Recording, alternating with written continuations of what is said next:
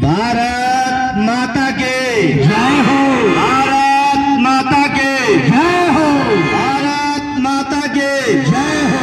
आवाज में जो ताजगी चाहिए हमारे हिंदू भाई और जो भी राम के वंशज हैं, वो गर्मी आपकी आवाज में नहीं दिख रहा है, क्योंकि आप उनकी लीला देखने आए हैं जिनको मारने के लिए साक्षात महाकाल को 11 में रुद्र के रूप में अवतार लेना पड़ रहा था। उनकी लीला आप देखने आए हैं, तो आपकी वाणी में इतनी तीव्रता हो कि कम से कम आपकी आवाज पुत्री मुख्यालय तक भी जाना चाहिए। भारत माता के जय हो। भारत माता के जय हो। वंदे मातरम। वंदे मातरम। आगे है, जो भरा नहीं है भावों से बहती जिसमें रसधार नहीं, वह हृदय नहीं पत्थर है जिसमें स्वदेश का प्यार नहीं। फल की चिंता वो करे, फल की चिंता वो करे, जो कर्म करे चंडाल का, काल उसका क्या बिगाड़े, जो भक्त है महाकाल का। हम आज सबसे पहले जो सामाजिक संस्कृति है, जो परिवार में जीवन जीने का तरीका है, जहां से हम सीखते हैं, जहां दुनिया के सबसे बड़े आदर्श मर्यादा पुरुषोत्तम माने जो पुरुष में सबसे उत्तम हुए, उनकी लीला दिखाने वाले हमारे परम आदरणीय बाबा श्री सुरेंद्र झा जी का मैं आभार व्यक्त करता हूं, और तमाम जो रामलीला कमेटी है उन सब का मैं ऋणी हूं। बाबा को साक्षी मानते हुए मैं आप सबों के प्रति आभार व्यक्त करता हूं कि आपने हमारे गांव में आकर रामलीला किया, और आपसे हमारा प्रार्थना है, अनुरोध है कि इसी तरह प्रत्येक वर्ष आप आकर हमारे समाज में जो बुराई बढ़ रहा है, उस बुराई को बढ़ने से रोकने के लिए रामलीला दिखाते रहे, ताकि आपके रामलीला को देखकर इसमें जो सत्कर्म दिखाया जाएगा अपने जीवन में उस आदर्श को उतार सके। भगवान राम एक ऐसे आदर्श हैं, अगर उस आदर्श को इंसान सभी कोई अपने जीवन में उतार ले तो शायद अपने माता पिता का सम्मान करना लोग सीख जाएगा।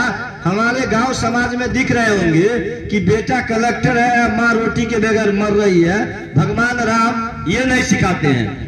बाप अगर जमीन का बंटवारा करता है तो भाई भाई की लड़ाई में माता पिता को भी प्रताड़ित होना पड़ता है, लेकिन हमारे परम पूज्य भगवान मर्यादा पुरुषोत्तम श्री राम ने अपने पिता के मात्र एक आदेश पर अपने सारे राजपाट को छोड़कर वनवास की ओर प्रस्थान कर गए थे। इस रामलीला से ये सीखने की जरूरत है, और शायद रामलीला मंडली जी के द्वारा आज वनवास प्रकरण ही दिखाया जाएगा। उसके बाद आता है लक्ष्मण जी। लक्ष्मण जी का भी बड़ी महत्वपूर्ण योगदान है। हम शॉर्टकट में सभी महत्वपूर्ण पात्र के बारे में कुछ न कुछ बोलना चाहेंगे। लक्ष्मण जी जब वनवास गए थे राम जी के साथ, तो मेघनाथ को जो मारना था, तो प्रसंग है कि मेघनाथ को कौन मार सकता है, रावण को मारे प्रभु। तो ऋषि मुनियों का मत था कि रावण से अधिक कठिन मेघनाथ को मारना था। यदि मेघनाथ नहीं मरता तो लंका को हम लोग जीत नहीं सकते थे। तो लक्ष्मण जी के साथ एक शर्त था, मेघनाथ को वही मार सकता था जो 12 साल तक कुछ भी खाया पिया नहीं हो। 12 साल की 14 साल बाबा, 12 साल कुछ भी नहीं खाया हो, न सोया हो कभी। तो भगवान राम का ऐसा तो हो ही नहीं सकता है। लक्ष्मण को तो हम खाना खिलाते थे। तो जब वनवास में गए तो भगवान राम लक्ष्मण को जो खाना देते थे, भगवान राम बुला के लक्ष्मण जी से पूछे, लक्ष्मण जी तुम 12 वर्ष सोए नहीं और खाए नहीं। तो लक्ष्मण जी कहे कि प्रभु जब आप विश्राम कर रहे थे तो ये कैसे हो सकता है कि आप विश्राम में हो और हम सो जाएं। और रही बात भोजन की, तो भैया आपने कभी खाने का हमको आदेश ही नहीं दिया। आप तो हर बार कहे कि लक्ष्मण ये रख लो, तो आपने रखने का आदेश दिया तो मैं उस खाना को रख लिया, खाया तो ही नहीं। कभी लक्ष्मण जी भोजन नहीं किए और कभी सोए नहीं, इसीलिए मेघनाथ का वध लक्ष्मण जी के हाथ हुआ। भगवान भरत, अब भरत की बारी आती है। भरत मनुष्य रूप में इतना आदर्श और इतना त्याग करके गए हैं। जब भाई उनका वनवास गया तो एक भाई आज के समय में अकबर का था, हुमायूं क्या क्या था, कहानी पढ़े लिखे लोग होंगे, इतिहास के जानकार, तो पता होगा कि बाप को जबरदस्ती जेल में बंद करके लोग राजा बन गया। भाई की तो बात छोड़ी, लेकिन जब भगवान राम वनवास गए तो भरत जी राजगद्दी पे बैठना तो छोड़िए, उनके खराम का पूजा, अपने बड़े भाई को पिता रूप में आदर करते हुए अपने भाई के खराम का, जब तक भाई साहब उनके लौट के श्री राम जी नहीं आए, उनके खराम का, उनके चरण पादुका का पूजन किए। ये था भरत। हर भाई को, हर मर्द को भरत से भी सीख लेने की जरूरत है। अब आइए इस रामलीला में ही महादेव के 11 में रुद्र अवतार है हनुमान जी। रावण इतना प्रतापी था कि 10 अवतार जो था उसको रावण ने जीत लिया था, और उस 10 अवतार के माध्यम से रावण का वध संभव नहीं था। तो रावण को वध करने के लिए हनुमान जी को 11वें रुद्र के रूप में अवतार लेना पड़ा था, और तभी रावण का वध संभव था। और भगवान राम जो भी कृति किए हैं एक सामान्य मनुष्य के रूप में किए गए हैं। उनकी जो भी कृति है, जो भी कथा है, सारी पराक्रम उनका इंसान के रूप में संभव है। हम आप भी कर सकते हैं। सीधे मत कहिए जो फल की चिंता वो करे, वो कर्म करे चंडाल का, काल उसका क्या बिगाड़े, जो भक्त है महाकाल का। तो भगवान राम मर्यादा के रास्ते पे चल रहे थे, सत्य के रास्ते पे चल रहे थे, और रावण जैसे परम पराक्रमी से उनका दुश्मनी था, युद्ध था, और रावण को युद्ध में हराना था। तो भगवान महाकाल 11वें रुद्र के रूप में अवतार लेकर और रावण को हराने का काम करवाए, और मर्यादा पुरुषोत्तम आम इंसान को जितवाने का काम किए। हम आप भी अगर सत्य के रास्ते पे चलेंगे, धर्म के रास्ते पे चलेंगे, तो बड़े से बड़े गुंडा और बड़े से बड़े योद्धा को परास्त कर सकते हैं। कभी गरीबी आने नहीं आएगा, कभी कमजोरी आने नहीं आएगा। किसी से आपकी दुश्मनी हो तो अपने दुश्मनी में विचार करिए कि दुश्मनी का कारण क्या है। अधर्म पर आप है कि वो है। धर्म और अधर्म के युद्ध में जुग जुग में, सभी युगों में धर्म का ही विजय हुआ है। चाहे वो महाभारत है, चाहे वो रामायण है, चाहे वो कृष्ण और कंस का संवाद है, हर प्रसंग में धर्म ही जीता है। धर्म हमेशा कमजोर दिखा है, अधर्म हमेशा मजबूत दिखा है, लेकिन अधर्म को मुंह का खाना पड़ा है और धर्म को हमेशा विजय श्री मिला है। अब आइए, एक पात्र है केकई। सबको केकई पर आरोप लगाते हैं जो केकई बड़ी खराब थी, केकई बड़ी खराब थी, लेकिन केकई बड़ी पवित्र अवतार थी। भगवान राम को अपनी चाची, या चाची क्या कहेंगे, अपनी माँ केकई से बड़ी प्रेम था, और भगवान राम केकई से वचनबद्ध करवाए थे कि माँ आपसे हमको एक वरदान चाहिए, एक आशीर्वाद चाहिए। तो माँ बोली ये क्या चाहिए? तो माँ आपसे हमको वनवास चाहिए। तो भगवान राम के दबाव में, उनके लाल प्यार और उनके अनुरोध में ही माँ केकई ने राम के लिए वनवास मांगने का काम किए थे। और केकई भी कही थी कि ठीक है आपको हम वनवास तो देंगे, लेकिन प्रभु आपको भी कुछ देना पड़ेगा। भगवान राम बोले क्या?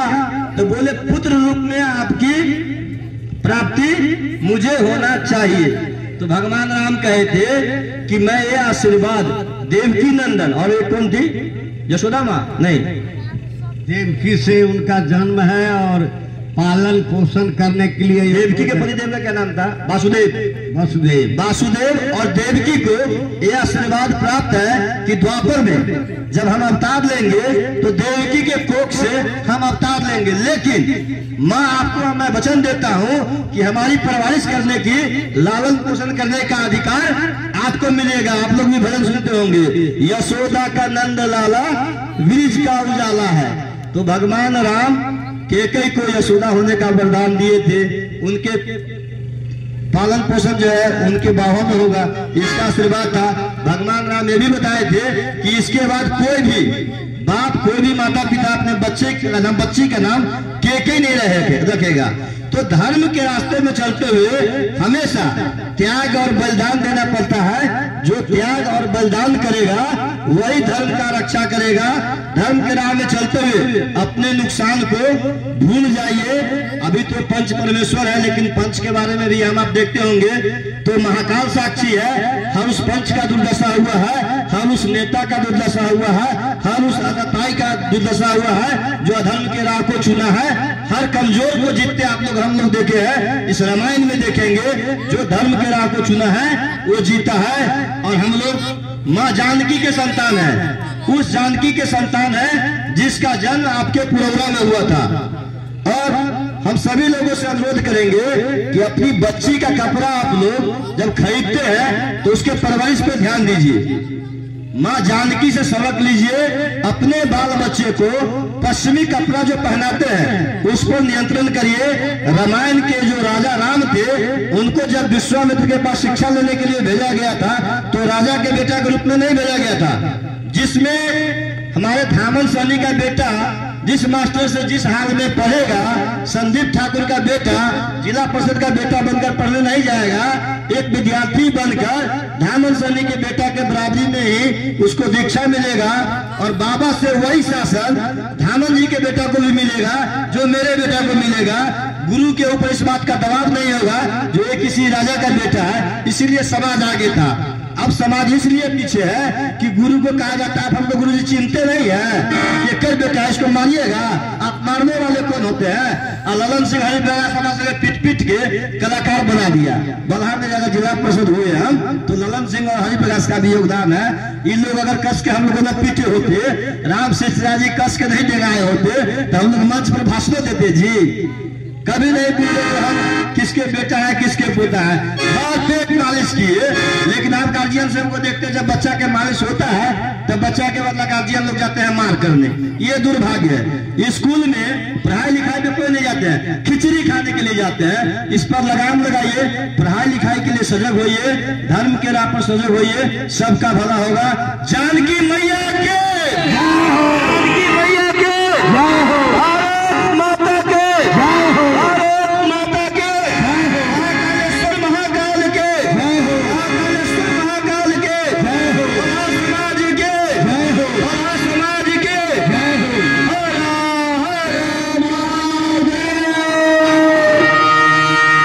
सुंदर आया पूजा पूजा।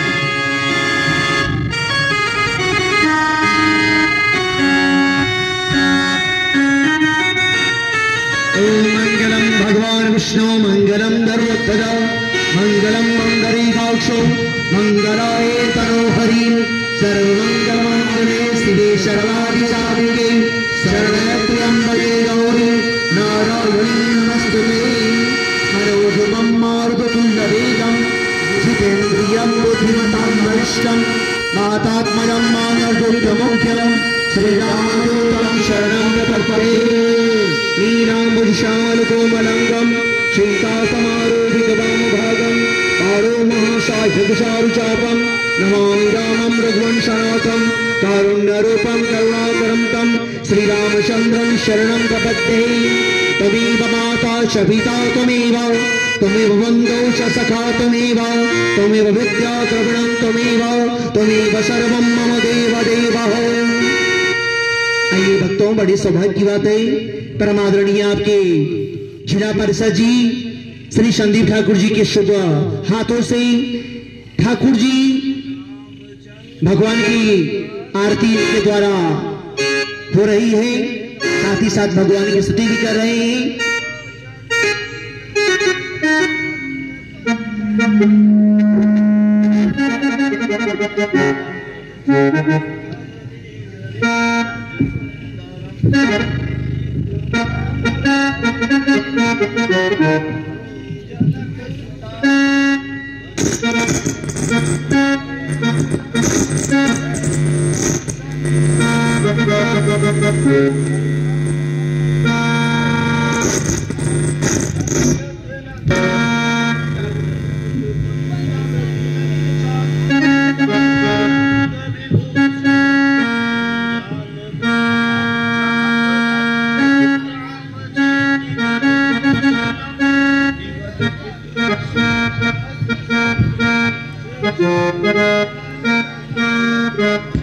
हेलो श्री राम।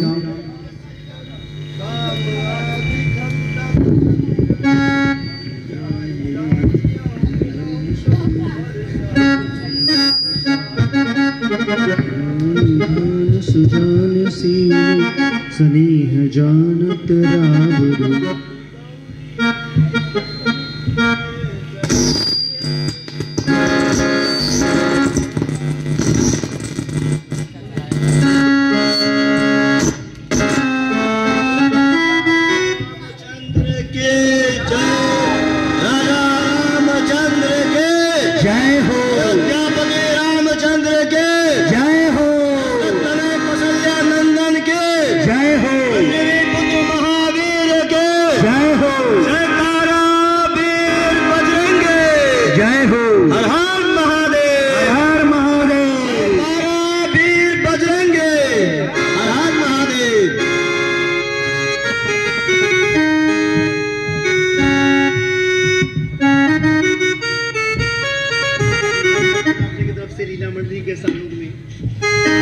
1100 रुपया घोषणा करवा दी। संदीप ठाकुर जी। आइए भक्तों, बड़े सौभाग्य की बात है, परम आदरणीय हमारे